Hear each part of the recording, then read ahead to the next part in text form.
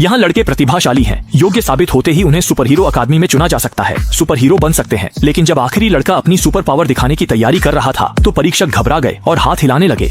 असल में बच्चे ने परिचय देते हुए कहा, उसकी सुपर पावर है पादना। मुख्य परीक्षक ने सुनते ही उसे परीक्षा कक्ष से बाहर निकाल दिया। वे बच्चों के बीच से सुपर पावर वालों की तलाश कर रहे हैं क्योंकि पृथ्वी पर बुरी ताकतों ने हमला किया था। क्यूंग ने राक्षसों को भगा दिया, उसका बड़ा भाई डाजुआंग अंधकार में समा गया। बुरी ताकत कभी भी दोबारा लौट सकती है।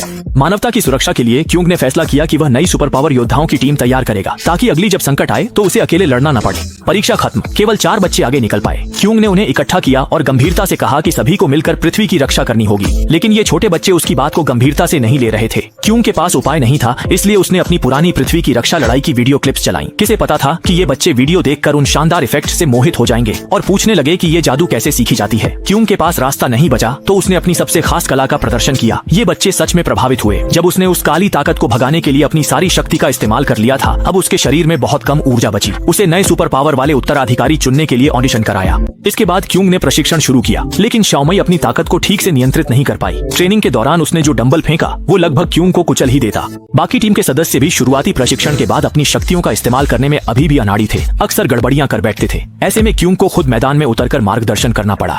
अच्छी बात यह रही कि समय मेहनती लोगों को निराश नहीं करता। रोज की ट्रेनिंग के साथ उन बच्चों ने अपनी ऊर्जा पर नियंत्रण पाना सीख लिया। क्योंकि मार्गदर्शन में ट्रेनिंग से शियाओमई ने तेजी से प्रगति की है। अब वह आसानी से 10 टन का लोहे का टुकड़ा तय जगह पर फेंक सकती है। क्यों को अब उत्तराधिकारी चुनने का समय आ गया है। परिपक्वता और गंभीरता में वह छुपने की ताकत रखने वाले शियाओ शुआई सबसे आगे है। इस बच्चे ने कड़ी मेहनत से अदृश्य होने की कला में महारत हासिल की। अनजाने में एक्स-रे ताकत जागृत कर ली, जिससे वह छुपी चीजें भी देख सकता है।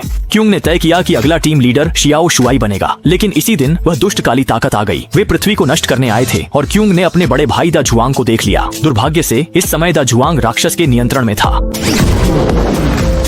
टीम के साथी तुरंत मदद के लिए आ गए, लेकिन द जुआंग ने किसी को पहचाना ही नहीं और सीधे शियाओमई पर जोरदार हमला कर दिया। जैसे ही शियाओमई पर हमला होने वाला था, क्यूंग ने अचानक जबरदस्त ताकत का विस्फोट किया। पल भर में पूरी शक्ति वापस पा ली और तेजी से शियाओमई को बचा लिया। सबने फैसला किया कि हमला करेंगे। शियाओ शुआई छुपकर द जुआंग के पास गया, अचानक हमला किया। छुई हुआ ने ग्रेविटी स्पेल का इस्तेमाल किया, जिससे अनगिनत विशाल पत्थर विरोधी की ओर खींचे और गिरने लगे। क्यूंग ने अपनी जादुई शक्ति से एक विशाल बवंडर बुलाया, जिससे द जुआंग तूफान के केंद्र में फंस गया। जैसे जैसे बवंडर ऊंचा उठता गया, शक्तिशाली जादुई ऊर्जा के प्रभाव में दा जुआंग की आंखों का भाव बदलने लगा। आखिरकार वह बुरी शक्ति के नियंत्रण से बाहर आ गया, होश में लौट आया। कहानी के अंत में सभी ने मिलकर उस अंधेरी ताकत को भगा दिया। शाओ शुआई ने कप्तान की जिम्मेदारी संभाल ली। सच्ची ताकत इसमें नहीं कि कोई एक व्यक्ति कितना शक्तिशाली है, बल्कि इसमें कि एक समूह कितनी दूर तक साथ चल सकता है। संरक्षण व्यक्ति की लड़ाई नहीं होती।